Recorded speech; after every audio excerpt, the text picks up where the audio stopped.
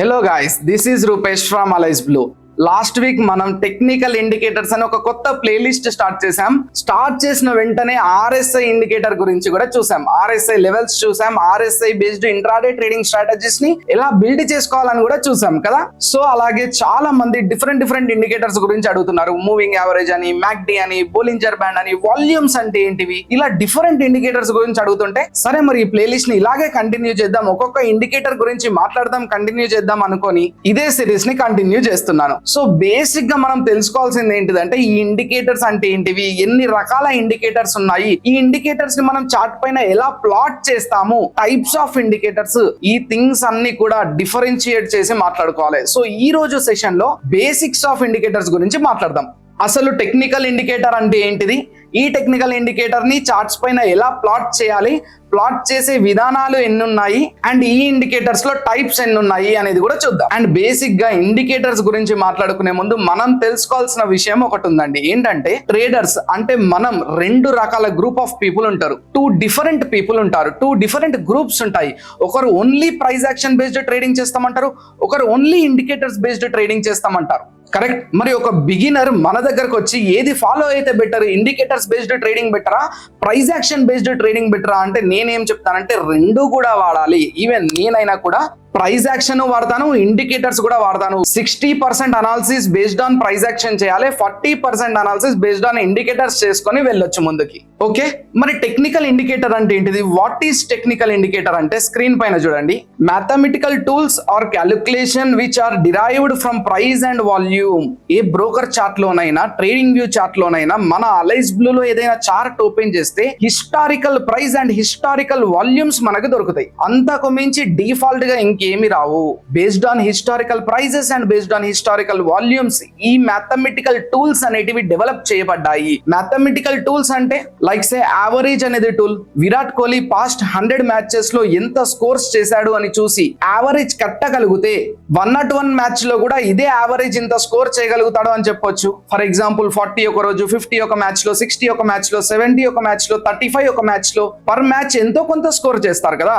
100 matches the total చేసి divided by 100 చేస్తే వచ్చేదే యావరేజ్. ఇదొక mathematical calculation. Based on this ఈ యావరేజ్ ని చూసి 101th మ్యాచ్ లో కూడా ఇంతే స్కోర్ చేయొచ్చు, ఆర్ నియర్ ఆర్ మోర్ ఇంతే స్కోర్ చేయొచ్చు అని చెప్పగలగొచ్చు. కరెక్ట్. సో యావరేజ్ అనేది ఒక indicator to predict the Virat Kohli's 101th match అనుకుందాం. ఫర్ ఎగ్జాంపుల్ గైస్, ఎగ్జాంపుల్ కి మనం ఇది ఎలా అయితే చూసామో సేమ్ అలాగే స్టాక్ మార్కెట్ లో కూడా ప్రైజెస్ ని ప్రిడిక్ట్ చేయడానికి ఇలా కొన్ని ఇండికేటర్స్ ఉంటాయి, లైక్ సే యావరేజ్ అనుకోండి. అండ్ గైస్ స్క్రీన్ పైన చూడండి, how to see this technical indicator. మరి ఈ చార్ట్ పైన, ఈ ప్రైజెస్ పైన మనం టెక్నికల్ ఇండికేటర్స్ ఎలా చూడాలి? With faster internet and modern trading tools plotting technical indicators is now very easy. మనకు ఇంత అడ్వాన్స్ ప్లాట్ఫామ్స్ వచ్చాయి, బ్రోకర్ మంచి ఫీచర్స్ తీసుకొని వస్తున్నాడు.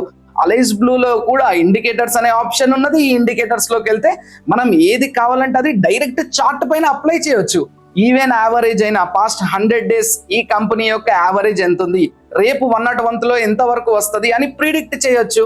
సేమ్ అలాగే one can plot them on charts on our broking platform and we can even hide or show indicators to our trading setup. ఇక్కడ hide అనే button ఒకటి ఉన్నది, దీన్ని హైడ్ చేసుకోవచ్చు, మళ్ళీ అన్హైడ్ కూడా చేసి ఈ ఇండికేటర్స్ ని యూజ్ చేసుకోవచ్చు. Next guys, types of technical indicators ఎన్ని రకాల టైప్స్ ఉన్నాయి, వీటిని ఎలా డిఫరెన్షియేట్ చేసి మాట్లాడతాము అనేది చూద్దాం ఒకసారి. Where are they plotted and when do they indicate, what do they indicate మీద డిపెండ్ అయి ఉంటాయి ఇండికేటర్స్ అన్నిటివి. Overlays and అండర్లేస్.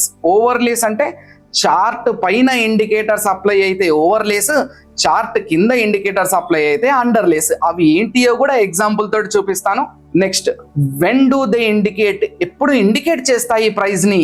Logging indicators and leading indicators అని రెండు రకాలుగా ఉంటాయి.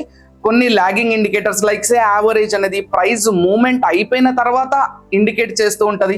సో అలాంటి వాటిని మనం లాగింగ్ ఇండికేటర్స్ అంటాం. లీడింగ్ ఇండికేటర్స్ అంటే ప్రైస్ లో మూవ్మెంట్ రాకముందే ఐడెంటిఫై చేసేదాన్ని లీడింగ్ ఇండికేటర్స్ అని అంటాము. And guys, what do they indicate అంటే ఇన్ని ఇండికేటర్స్ ఉన్నాయి. ఇప్పుడు యావరేజ్ అనే ఒక క్యాలిక్యులేషన్ మాట్లాడుకున్నాం. ఇవన్నీ ఏం చెప్తున్నాయి మనకు ఫ్యూచర్ లో? స్టాక్ మార్కెట్ లో ఎస్పెషల్లీ కంపెనీస్ యొక్క ప్రైసెస్ చూస్తున్నప్పుడు ట్రెండ్ ని ఐడెంటిఫై చేయడానికి, మూవ్మెంట్ ని ఐడెంటిఫై చేయడానికి, మార్కెట్ లో వాల్టాలిటీని ఐడెంటిఫై చేయడానికి యూస్ చేస్తూ ఉంటాము. ఇప్పుడు ఒక్కొక్క దాని గురించి ఇన్ డీటెయిల్ గా విత్ ఎగ్జాంపుల్స్ చూద్దాం ఒకసారి. First one, where are they plotted లో first one overlays technical indicators that are plotted over the price in a chart. మనం ఏమనుకున్నాం, చార్ట్ పైన వచ్చే ఇండికేటర్స్, ప్రైస్ పైన చూపెట్టే ఇండికేటర్స్ ఏమైనా ఉంటే వాటిని ఓవర్లేస్ అంటాము. మరి ఎగ్జాంపుల్ ఇండికేటర్స్ ఏమేమి ఉన్నాయి, like say moving averages and Bollinger bands, ఈ రెండు కూడా చార్ట్ పైన వస్తాయి. Next one underlays, plotted under the price in a chart. They are mostly oscillating indicators moving between 0 to 100. RSI కానీ, స్టొకాస్టిక్ కానీ అండ్ MACD, ఇవన్నీ కూడా చార్ట్ కింద ఇండికేట్ చేస్తాయి. వాల్యూమ్ తెలుసు కదా మీకు, సేమ్ అలాగే RSI, సేమ్ అలాగే MACD 0 to 100 చూపించే ఇండికేటర్స్. స్టొకాస్టిక్, మరి when do they plotted, leading and lagging అనుకున్నామా. Leading indicators they give a signal for entry before the movement has started. Movement start అయ్యే ముందే మనం ఇండికేట్ చేస్తాయి, RSI కానీ, స్టొకాస్టిక్ కానీ, MACD కానీ. Lagging indicators they follow price action and gives a signal after the trend started or reversal has started.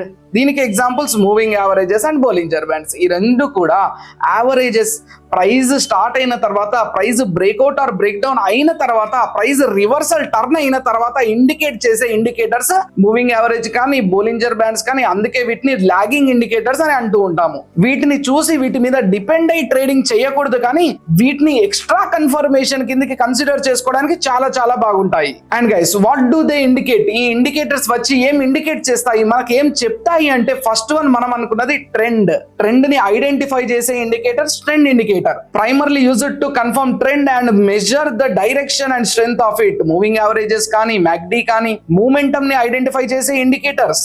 Used to determine the strength or weakness of a stocks price movement. Stochastic కానీ, RSI కానీ momentum ని identify చేస్తాయి. మనం ఏమనుకున్నాం, 60 దాటితే bullish movement అని, 40 break down అయితే bearish movement అని క్లియర్ గా అనుకున్నాం కదా. సేమ్ అలాగే వాలటాలిటీని ఐడెంటిఫై చేసే indicators ATR and Bollinger bands helps us in understanding the high or low volatility in the market. Volume indicators అంటే మన అందరికి తెలుసు, it measures the strength and confirms it with help of volume. And guys, indicators అన్నిటి గురించి మనం తెలుసుకున్నాం కదా. Final గా ఈ వీడియో క్లోజ్ చేసే ముందు కొన్ని ఇంపార్టెంట్ పాయింట్స్ చెప్తాను, గుర్తుపెట్టుకోండి. ఎస్పెషల్లీ ఇండికేటర్స్ బేస్డ్ ట్రేడింగ్ చేసే వాళ్ళు, ఇండికేటర్స్ ఫాలో అయ్యే వాళ్ళు, ఇప్పటి నుంచి ఈ ప్రతి వీడియోని చూసి ఇండికేటర్స్ గురించి తెలుసుకునే వాళ్ళు, నేర్చుకునే వాళ్ళు కూడా ఈ క్లిప్ ని ఖచ్చితంగా చూడండి, ఈ స్లైడ్ ని ఖచ్చితంగా చూడండి. First one guys, there are no perfect indicators. ఏ ఇండికేటర్ కూడా పర్ఫెక్ట్ కాదు. Second one, do not overuse and fill our charts with indicators. అంటే మన చార్ట్స్, మన ట్రేడింగ్ స్టైల్, మనం ఇంట్రాడే ట్రేడింగ్ చేస్తున్నా, స్కాల్పింగ్ చేస్తున్నా, పొజిషనల్ ట్రేడింగ్ చేస్తున్నా, చార్ట్స్ మొత్తం ఇండికేటర్స్ తోటి ఫిల్అప్ చేసేసి ఓవర్ అనాలిసిస్ చేయకూడదు based on indicators. Different indicators might work well for different stocks or indices and might not work for others. కొన్ని indicators కొందరికి మంచిగా పనిచేస్తాయి, ఇవే కొన్ని ఇండికేటర్స్ ఇంకొందరికి మంచిగా పనిచేస్తాయి.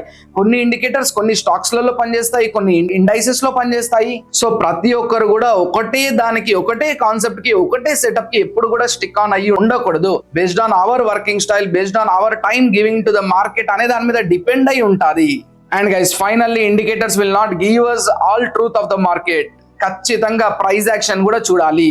ప్రైస్ యాక్షన్ ప్లస్ ఇండికేటర్స్ వెళ్తారు అంటేనే ఈ సిరీస్ ని ఫాలో అవ్వండి. మళ్ళీ చెప్తున్నాను, 60% of the confirmations trading setup based on price action ఉండాలి, 40% మాత్రమే బేస్డ్ ఆన్ ఇండికేటర్స్ ఉండాలి. అండ్ గైస్, మీ అందరికీ ఈ వీడియో నచ్చింది. ప్రతి ఒక్క దాని గురించి రేపు ఇన్ డీటెయిల్ గా మాట్లాడాలి. ఇండికేటర్స్ బేస్డ్ స్ట్రాటజీస్ ని ఎలా డిజైన్ చేస్తారో అని కూడా మీకు తెలుసుకోవాలి అని అనుకుంటే ఈ వీడియోని లైక్ చేసి మన ఛానల్ ని సబ్స్క్రైబ్ చేసుకోండి.